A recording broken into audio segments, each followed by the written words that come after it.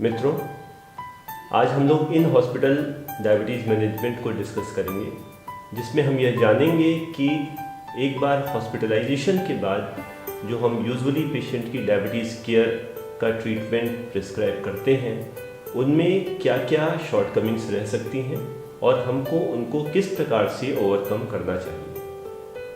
इसको हम लोग एक केस डिस्कशन के माध्यम से समझते हैं। एक 69 ईयर ओल्ड मेल जिसको 13 साल से डायबिटीज़, साथ में हाइपरटेंशन और प्रीवियस हिस्ट्री ऑफ एमआई रहा है, वह ऑलमोस्ट मैक्सिमम प्रिस्क्राइब्ड मेडिसिन लेते हुए 8 मिलीग्राम गिलिम्प्राइड, 2000 मिलीग्राम मेटफॉर्मिन, 30 मिलीग्राम पायलोडिजोन लेते हुए भी 171 और 283 फास्टिंग और पीपी ब्लड ग्लूकोज के साथ इमरजेंसी में दिखाने आए। डायग्नोज किया गया कि उनको एक्यूट कोलिसिस्टाइटिस विद कोलिलिथियासिस है और उनको जब हॉस्पिटलाइजेशन के समय उनकी ब्लड शुगर 316 मिलीग्राम परसेंट निकली। अब उनको एडमिट किया गया और यह प्लान किया गया कि उनकी आगे कोलिसिस्टेक्टमी कराई जाए। नेक्स्ट मॉर्निंग में कोलिसिस्टेक्टमी प्लान करके उनको as usual sliding scale of insulin पर रखा गया, जिसमें यह कहा गया कि 150 मिलीग्राम परसेंट से कम अगर शुगर रहती है तो कोई plain insulin, short acting insulin नहीं दी जाएगी। 150 टू 200 मिलीग्राम परसेंट रहने पर 4 यूनिट, 200 से 250 8 यूनिट, 250 से 300 12 यूनिट और 300 से 350 पे 16 यूनिट्स, 350 से अबव रहने पे 20 यूनिट्स। यह प्लेन इंसुलिन उनको 6 आवरली ब्लड ग्लूकोज चार्टिंग के अनुसार लगाई जाएगी।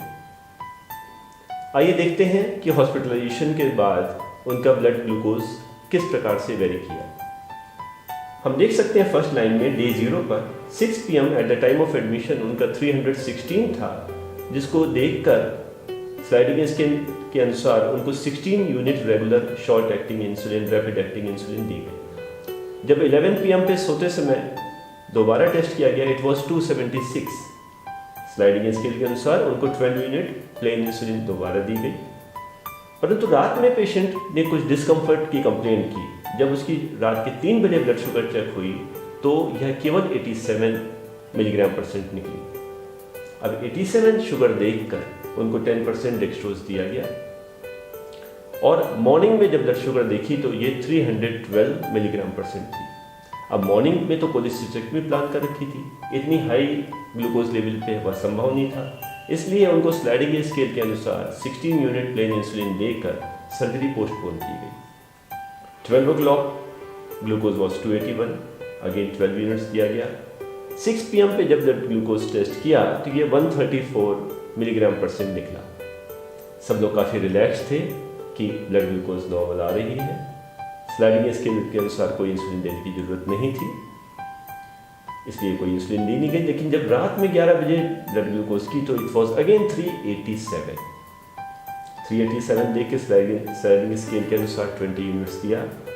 क्योंकि पहले दिन 3 AM पे उसको ब्लड शुगर लो हुई थी, हाइपोग्लाइसीमिया हुआ था, इसलिए आज भी प्रिकॉशनरली 3 o'clock शुगर देखी, वो 163 मिली, थोड़ी सी हाई थी, इसलिए 4 यूनिट्स प्लेन इंसुलिन दे दी। परंतु मॉर्निंग में ब्लड ग्लूकोज केवल 75 निकली। अब ब्लड ग्लूकोज 75 थी, उस पर कोई प्लेन इंसुलिन देने की आवश्यकता नहीं थी। नॉर्मल लेवल में है, थोड़ा लोअर साइड में है, 5% डेक्सट्रोज स्टार्ट करके और उसकी सर्जरी परफॉर्म कर दी गई। 12 o'clock पे blood glucose level was 369, 20 units plain insulin दिया। परंतु 3 PM पे फिर पेशेंट को डिस्कम्फर्ट हुआ और ब्लड ग्लूकोज केवल 73 निकली। डिस्कम्फर्ट चलता रहा तो उसको जब एग्जामिन किया गया, ECG की गई तो दिखा अगेन ही landed up in acute MI. 6 o'clock blood sugar was 294, 12 units. 11 o'clock blood sugar 302, plain insulin 16 units. Midnight दोबारा उस पेशेंट की ब्लड ग्लूकोज लो हो गई 45 मिलीग्राम परसेंट। 10% डेक्सट्रोज देके उसको रिकवर किया गया। Morning blood glucose 238 milligram percent, फिर प्लेन इंसुलिन। 12 o'clock 217, फिर प्लेन इंसुलिन। 6 o'clock 232, फिर प्लेन इंसुलिन। लेकिन 8 PM पे फिर उसको कंप्लेंट्स हुई, देखा 73 मिलीग्राम पर सेंटिकेबल। 10% डेक्सट्रोज देके उसको कंफर्टेबल किया गया। 11 o'clock to 98, 3 AM 154, 4 units insulin रात में दी गई, मॉर्निंग अगेन 63। तो आप देख सकते हैं कि इस 4 दिनों में पेशेंट को काफ़ी हाइपर ग्लाइसेमिक एपिसोड्स हुए, 300, 250 मिलीग्राम परसेंट से ऊपर। और जब जब हम लोगों ने उसमें इंसुलिन देके उसको कंट्रोल करने की कोशिश की तो ये देखा गया कई बार इस पूरे एपिसोड में वो 6 बार हाइपोग्लाइसीमिया उसको हुआ, जिसके लिए 10% डेक्सट्रोज देना पड़ा। सर्जरी तो हो नहीं पाई 4.5 डेज के एडमिशन के बाद भी, लेकिन एक्यूट MI एक बार दोबारा हो गया। आखिर ऐसा क्यों हुआ? आइए हम लोग इसको एनालाइज करते हैं कि इसके मैनेजमेंट में कहाँ कहाँ क्या क्या कमियां रह गई। तो इस प्रकार से हम देख सकते हैं कि लगभग 4 दिनों के हॉस्पिटल स्टे के बाद भी पेशेंट के ग्लाइसेमिक फ्लक्चुएशंस बहुत ज़्यादा रहे, मल्टीपल हाइपोग्लाइसेमिक स्पेल्स हुए। एक वैल्यू हमने नॉर्मल देख के सर्जरी उसकी कर दी, लेकिन सर्जरी के बाद भी ब्लड ग्लूकोज लेवल्स हमारे लेवाइल ही रहे और एक्यूट MI और हो गया। तो मित्रों, इस प्रकार हम देख सकते हैं जिस पेशेंट को हम अपने conventional sliding scale of insulin पर रखते हैं, पेशेंट एडमिट हुआ, हमने उसके हिसाब से एक स्केल बनाया कि इतनी ब्लड शुगर लेवल पे इतनी conventional short acting rapidly acting insulin दी जाएगी। और इस हिसाब से जब हम पेशेंट को मैनेज करते हैं तो हमें काफ़ी परेशानियों का सामना करना पड़ता है। वास्तव में ये अप्रोच क्या है? इसको हम कहते हैं नो एक्शन ओनली रिएक्शन। मतलब हमने देखा ब्लड शुगर कितनी हुई और उस ब्लड शुगर लेवल के अनुसार हमने उसको रिएक्टिव अप्रोच लेते हुए हमने उसको शॉर्ट एक्टिंग इंसुलिन प्रिस्क्राइब की। तो इस प्रकार जो होना था वो हो गया और उसको करेक्ट करने के लिए हम बाद में उसका एक रिएक्शन ले रहे हैं। एक और कमी, हमने कभी ये मुड़ के नहीं देखा कि पिछले दिन क्या हुआ था। पहले दिन उसको कितनी इंसुलिन दी गई, उसका रिस्पॉन्स कैसा था, उसको हाइपर कब हुआ, उसको हाइपो कब हुआ, हमने कभी भी इस चीज को संज्ञान में नहीं लिया। तीसरा फैक्टर, हमने कभी इस बात का ध्यान नहीं दिया कि पेशेंट ने खाना कब खाया, क्योंकि हमने अपने रेजिम में ये लिखा था कि 6 आवरली ब्लड ग्लूकोज टेस्टिंग होनी है। सिस्टर ने घड़ी देखी, उसने आई शुगर टेस्ट किया और जितनी इंसुलिन की जरूरत थी वो लगा दिया। 6 AM पे मॉर्निंग 6 o'clock शुगर देख के इंसुलिन दी जा रही है। 6 o'clock पे पेशेंट खाना नहीं खा रहा, ब्रेकफास्ट नहीं ले रहा, हद से हद वो एक चाय और बिस्किट ले लेगा। सिमिलरली 12 बजे और शाम को 6 बजे वो लंच और डिनर नहीं कर रहा और हम इंसुलिन उसको उस समय दे रहे हैं, खाना किसी और समय दिया जा रहा है। जो हम ब्लड शुगर टेस्ट करें उसका खाने से कोई भी रिलेशन हम नहीं रख रहे। तो इस प्रकार से जब पेशेंट नील ओरली चल रहा है, सर्जरी के लिए प्लान किया गया है, उसको हम ओरली नहीं दे रहे, तब भी हम उसको शॉर्ट एक्टिंग इंसुलिन के सबक्यूटेनियस इंजेक्शन दे रहे हैं, जिसका इफेक्ट इस तरह से पीक करके और फिर वो फॉल करता है। तो आखिर हमें करना क्या चाहिए? जैसे ये पेशेंट था जो नील ओरली रखा गया था, इसको हम किस प्रकार से मैनेज करें? याद रखें, जब भी हम ऐसे पेशेंट को सबक्यूटेनियस प्लेन इंसुलिन दे रहे हैं तो प्लेन इंसुलिन का कर्व हमेशा एक पीक देगा, जो कि ऑलमोस्ट हाफ एन आवर पे स्टार्ट एक्ट करना शुरू करेगी इंसुलिन, 2 to 4 आवर्स पे उसकी पीक आएगी और फिर 6 to 8 आवर्स तक उसका इफेक्ट थोड़ा थोड़ा चलता रहेगा। यह पीक इंसुलिन एक नील ओरली पेशेंट के लिए बहुत खतरनाक हो सकती है। इसलिए ऐसे पेशेंट्स के लिए आइडियल रेजीम है कि हम उनको IV इंसुलिन इन्फ्यूज़न दें, नॉर्मल सलाइन में या DNS में, आइसोलाइट M में, किसी भी प्रकार से। और यह इंसुलिन इन्फ्यूज़न हम कभी भी उसकी ब्लड ग्लूकोज लेवल बढ़ने पर उसको इन्फ्यूज़न रेट बढ़ा सकते हैं, ग्लूकोज लेवल कम होने पर उसका इन्फ्यूज़न रेट घटा सकते हैं। तो इन्फ्यूज़न रेट को घटा के या बढ़ा के हम उसकी शुगर को बेहतर तरह से मैनेज कर सकते हैं, जो कि इंस्टेंटेनियसली काम करना शुरू करेगी और जैसे ही आवश्यकता होगी वैसे ही हम उसको कम करेंगे और उसका एक्शन कम होने लग जाएगा। याद रहे, IV इंसुलिन, एक बार इंसुलिन सर्कुलेशन में जब पहुंचती है उसकी हाफ लाइफ केवल 4 मिनट होती है। तो 4 मिनट का मतलब वो मैक्सिमम 10 to 12 मिनट्स तक वो काम करेगी। तो अगर हमारे ब्लड ग्लूकोज लेवल कभी फॉल भी कर रहा है, हमने इंसुलिन इन्फ्यूज़न कम किया या बंद भी किया, तो 10 मिनट के अंदर इंसुलिन का इफेक्ट खत्म हो जाएगा, वो परसिस्ट नहीं करेगा। इसी प्रकार अगर ब्लड ग्लूकोज लेवल हाई हुआ, हमने इंसुलिन इन्फ्यूज़न बढ़ाया, तो इमीडिएटली उसका एक्शन भी आरंभ हो जाएगा। तो नील ओनली पेशेंट में, हॉस्पिटलाइज पेशेंट में, सीरियसली इल पेशेंट में हमें इंसुलिन इन्फ्यूज़न सबसे अच्छा तरीका है किसी पेशेंट की ब्लड ग्लूकोज को मैनेज करने का। इसका एक एडवांटेज और भी है, हम पिछले दिन का एक एवरेज इंसुलिन रिक्वायरमेंट कैलकुलेट कर सकते हैं कि आखिर इस पर्टिकुलर पेशेंट में पिछले दिन कितनी इंसुलिन की आवश्यकता पड़ी, और उससे हम अगले दिन का इंसुलिन इन्फ्यूज़न रेट कैलकुलेट कर सकते हैं। तो मित्रों, स्लाइडिंग स्केल ऑफ इंसुलिन जिस तरह से हम लोग प्रयोग में लाते हैं हॉस्पिटल्स में, उसके अनेकों लिमिटेशंस हैं। यह एक रिएक्शनरी अप्रोच है। ब्लड ग्लूकोज कम हुआ, इंसुलिन कम कर दी, ज़्यादा हुआ, इंसुलिन बढ़ा दी। पीछे की शुगर लेवल देख के हमने काम किया, हमने आगे क्या होगा, कैसा हो सकता है, उसका कोई प्रेडिक्शन नहीं किया। जब हाइपोग्लाइसीमिया हो गया तब हम उसको एक्स्ट्रा अमाउंट ऑफ इंसुलिन दे रहे हैं, पहले से प्लान नहीं कर रहे। हम न्यूट्रिशन को ध्यान में नहीं रख रहे हैं कि कब पेशेंट भोजन लेगा और उसके डायरनल वेरिएशंस कम होंगे। याद करिए, इस पेशेंट को रात के 3 बजे शुगर देखी गई और हाइपरग्लाइसीमिया देख के हमने उसको प्लेन इंसुलिन दे दी। क्या उसने रात में 3 बजे कुछ भोजन लिया? जब हम 3 बजे उसको, जब उसके पेट में कुछ भी नहीं है, नीड ओनली पेशेंट था, जब हम उस समय उसको शॉर्ट एक्टिंग इंसुलिन दे रहे हैं, तो क्या हम उसको प्रोवोक नहीं कर रहे कि 3-4 घंटे बाद उसको हाइपोग्लाइसीमिया होगा? और ऐसा ही उसमें हुआ। फिर से देखिए, हमने इस पेशेंट में 16, 18, 20 यूनिट इंसुलिन भी एक बार में यूज़ किए, जो कि बहुत ही नॉन फिजियोलॉजिकल, बहुत लार्ज डोजेज ऑफ इंसुलिन है। इनसे हमेशा ब्लड शुगर लेवल यूँ फ्लक्चुएट करता रहा। हमारी शॉर्ट एक्टिंग इंसुलिन का इफेक्ट यूँ हाई हुआ, फिर यूँ फॉल किया। इसको कभी भी हमने एक प्रोलॉन्ग और कांस्टेंट, एक लॉन्ग एक्टिंग इंसुलिन दे के सपोर्ट करने की कोशिश नहीं की। यह स्लाइडिंग स्केल ऑफ इंसुलिन की सबसे बड़ी कमी थी। आइए इस पिछले केस से कुछ सबक लेते हुए हम लोग एक दूसरे केस को समझते हैं। इस सेकंड केस, जो कि एक एल्डरली मेल है, 59 ईयर ओल्ड मेल, ये भी लॉन्ग स्टैंडिंग डायबिटीज़ का, 21 ईयर्स की diabetes with obesity and systemic hypertension, यह एक्यूट एक्सेसरबेशन ऑफ COPD के साथ एडमिट हुआ।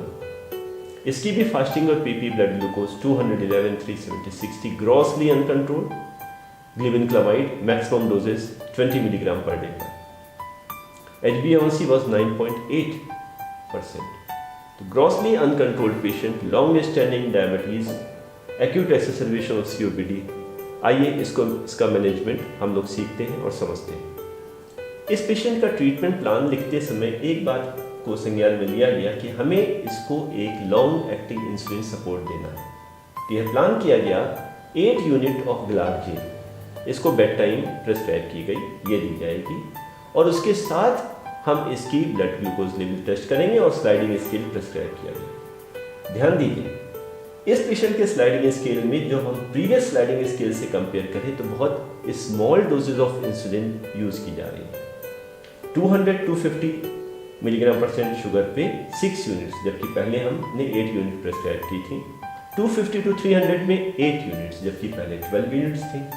300-350 में 10 यूनिट्स, जबकि पहले 16 यूनिट्स थी। और सीवियर हाइपरग्लाइसीमिया 350 एंड अबव में 12 यूनिट्स, जबकि पहले हम 20 यूनिट्स हमने प्रेस्क्राइब की थी। तो इस प्रकार से हमने comparatively smaller doses of short acting insulin का ये एक स्लाइडिंग स्केल बनाया और साथ में एक supplemental long acting insulin support इस पेशेंट को दिया। आइए देखते हैं इसका क्या रिस्पॉन्स इस पेशेंट में मिलता है। जब इस पेशेंट की blood glucose level charting prescribe की गई तो ये इस बात को स्ट्रिक्टली ऑर्डर दिया गया कि यह ब्लड ग्लूकोज टेस्टिंग पेशेंट की मील्स के हिसाब से होंगी।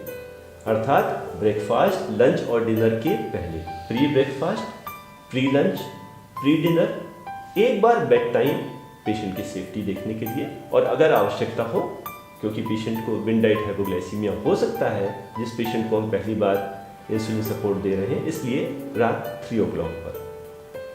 देखिए डे 1 पर मॉर्निंग 243 जिस पर 6 यूनिट रेगुलर इंसुलिन दी गई, प्री लंच 201 जिस पे 6 यूनिट्स इंसुलिन दी गई, प्री डिनर 286 जिस पे 8 यूनिट इंसुलिन दी गई। यह हमने अपने स्लाइडिंग स्केल के अनुसार इसको दिया। बेड टाइम 8 यूनिट ग्लार्जिन दी गई। ब्लड ग्लूकोज लेवल 265 था बेड टाइम पर, लेकिन हमने कोई भी शॉर्ट एक्टिंग इंसुलिन नहीं दी, क्योंकि इस समय पेशेंट कोई मील नहीं ले रहा। मिडनाइट 3 o'clock चेक किया, इट वॉज 217, सिग्निफिकेंटली हाई है, लेकिन पेशेंट को कुछ मील्स नहीं लेनी, इसलिए हमने आज पहले दिन कोई शॉर्ट एक्टिंग इंसुलिन इस समय भी नहीं दी। अब डे 2 का ब्लड ग्लूकोज लेवल डिस्कस करते हैं। मॉर्निंग ग्लूकोज लेवल 198 था, सिग्निफिकेंटली हाई है। हमने पहले दिन देखा कि जब हमने उसको 6 यूनिट्स ब्रेकफास्ट में, 6 यूनिट्स लंच में दिया, तो हमारा ब्लड ग्लूकोज लेवल बहुत ज़्यादा फॉल नहीं किया। सारे pre breakfast, pre lunch, pre dinner 200 plus ही रहे। तो आज हमने इसको 2 यूनिट्स बढ़ाकर 8 यूनिट्स अपने इंसुलिन स्लाइडिंग स्केल को रिवाइज किया, और हमने उसको 8 unit morning, 8 unit before lunch ये दिया, और प्री डिनर में 8 की जगह 10 यूनिट्स दिया, क्योंकि previous day bed time blood glucose level ज़्यादा था। तो डे 2 पे हमने उसको 8, 8 और 10 यूनिट्स प्लेन इंसुलिन दी, प्रीवियस डे के ब्लड ग्लूकोज लेवल्स के आधार पर, प्रीवियस लेवल की इंसुलिन का एक्शन देखते हुए। बेड टाइम ब्लड ग्लूकोज 197 थी। अब हमें देना था लॉन्ग एक्टिंग इंसुलिन। हम जानते हैं कि ग्लार्जिन बेड टाइम देने पे 24 आवर काम करती है और फास्टिंग ग्लूकोज लेवल को कंट्रोल करती है। हमने देखा फास्टिंग लेवल 198 था, हाई था, इसलिए आज हमने ग्लार्जिन 8 की जगह 10 यूनिट्स प्रेस्क्राइब की। मिडनाइट 3 o'clock देखा, पेशेंट को हाइपोग्लाइसीमिया नहीं हुआ, और next morning blood glucose level relatively better थी, 159। प्रीवियस डे का हमारा blood glucose levels pre lunch, pre dinner ज़्यादा थे, परंतु आज हमारा जो फास्टिंग ग्लूकोज लेवल है वह केवल 159 ही है, प्रीवियस डे के 198 के कंपैरिजन में। तो आज हम ये एक्सपेक्ट करते हैं कि आज जो इंसुलिन कल काम अच्छा नहीं कर रही थी, शायद आज हमें ग्लूकोज लेवल उससे बेटर कंट्रोल मिले, क्योंकि ग्लार्जिन का सपोर्ट और आ रहा है। इसलिए आज हमने इसके प्लेन इंसुलिन को मॉर्निंग में 8 यूनिट्स ही दिया। हम देखते हैं प्री लंच 198 रहा, ठीक है। तो इसका मतलब अभी हमें सिग्निफिकेंट इफेक्ट उतना नहीं मिला जितना हम प्रिज्यूम कर रहे थे, इसलिए हमने अब उसको 10 यूनिट्स शॉर्ट एक्टिंग इंसुलिन दी। प्री डिनर 177 था। हमने पहले दिन से देखा कि पहले दिन 10 यूनिट्स इंसुलिन प्री डिनर दिया था, लेकिन बेड टाइम 197 था। आज हमने इसलिए 12 यूनिट्स इंसुलिन दिया, फिर बेड टाइम देखा 171। अब ग्लार्जिन की डोजेस हमें देनी है फास्टिंग ब्लड ग्लूकोज के आधार पे, इस समय जो बेड टाइम आया उसके आधार पर नहीं। इसलिए हमने देखा कि फास्टिंग हमारी डे 3 में 159 थी, जो कि ज़्यादा थी, इसलिए हमने आज की ग्लार्जिन को 10 की जगह 12 यूनिट्स दिया। अब ध्यान दें कि 171 bed time blood glucose level होते हुए भी हम ग्लार्जिन की डोज को बढ़ा रहे हैं, क्योंकि ग्लार्जिन फास्टिंग ग्लूकोज को कंट्रोल करेगी। मिडनाइट 3 o'clock पे ब्लड ग्लूकोज 128 थी, और नेक्स्ट मॉर्निंग फास्टिंग ग्लूकोज हमारी काफ़ी बेहतर 139 आ गई। जब ब्लड फास्टिंग शुगर हमारी काफ़ी बेहतर है, आज हमने इसका पोस्ट प्रैंडियल प्लान किया, और पोस्ट प्रैंडियल वैल्यू आज इसकी हमें 187 mg/% मिली, रोज की 8 यूनिट इंसुलिन देते हुए। तो मित्रों, हम इस केस को देख के हम ये सीख रहे हैं कि सेम जो ट्रीटमेंट था, जो हम स्लाइडिंग स्केल हम पहले केस में भी यूज़ कर रहे थे, स्लाइडिंग स्केल दूसरे केस में भी यूज़ कर रहे हैं, लेकिन इस स्लाइडिंग स्केल में प्रीवियस के कंपैरिजन में कुछ डिफरेंसेस थे। आइए उनको हम समझते हैं। तो इस केस के मैनेजमेंट में जो डिफरेंसेस थे, सबसे बड़ा तो यह है कि ब्लड ग्लूकोज मॉनिटरिंग हमने क्लॉक के हिसाब से ना करके मील्स के हिसाब से की, before breakfast, before lunch, before dinner. Insulin doses जो शॉर्ट एक्टिंग इंसुलिन की हमने यूज़ की वो बहुत लार्ज डोजेज में ना यूज़ करके रिलेटिवली स्मॉल डोजेज में की, जिससे एक मेजर फ्लक्चुएशंस ना मिले। हमने अपने शॉर्ट एक्टिंग इंसुलिन की स्लाइडिंग स्केल को प्रीवियस डे के एक्सपीरियंस के अनुसार चेंज किया। हमने देखा फर्स्ट डे 6 यूनिट से काम नहीं चला तो नेक्स्ट डे उसको 8 यूनिट्स दिया उन्हीं ब्लड ग्लूकोज लेवल्स पे। हमने देखा 8 यूनिट्स पे इफेक्ट कम अच्छा आया तो नेक्स्ट डे हमने उसको 10 यूनिट्स किया उसी इंसुलिन क्वार्टाइल में देखते हुए। इसके अतिरिक्त हमने एक बहुत बड़ा फैक्टर यहाँ एडिशनली इस्तेमाल किया, लॉन्ग एक्टिंग इंसुलिन सपोर्ट का, ग्लार्जिन एट बेड टाइम। तो इस प्रकार से हमने रेट्रोस्पेक्टिव लर्निंग तो की कि प्रीवियस डे में क्या हुआ था, उसके अनुसार हम नेक्स्ट डे क्या करें। तो प्रीवियस रेट्रोस्पेक्टिव डे के हिसाब से आगे का प्रोस्पेक्टिव हमने प्लान रोज रिवाइज किया। पहले केस में हमने एक स्लाइडिंग स्केल पे बना दिया, उसी पे हम चलते चले जा रहे थे, लेकिन इस केस में हम रोज प्रीवियस डे के एक्सपीरियंस के आधार पे अपने स्लाइडिंग स्केल को रिवाइज करते रहे। स्लाइडिंग स्केल की जो हमारा कन्वेंशनल स्लाइडिंग स्केल है उसके ऊपर एक एडिशनल एडवांटेज रहा। तो मित्रों, यह था एक मॉडिफाइड स्लाइडिंग स्केल जिसमें हम एक लॉन्ग एक्टिंग इंसुलिन सपोर्ट ले रहे हैं, small doses of short acting insulin use कर रहे हैं, इसको मील के अनुसार यूज़ कर रहे हैं, before breakfast, before lunch, before dinner, और प्रीवियस डे एक्सपीरियंस के साथ डेली अपना स्लाइडिंग स्केल रिवाइज कर रहे हैं। यही अंतर है इस modified sliding scale of insulin में अपने conventional sliding scale of insulin पर। धन्यवाद।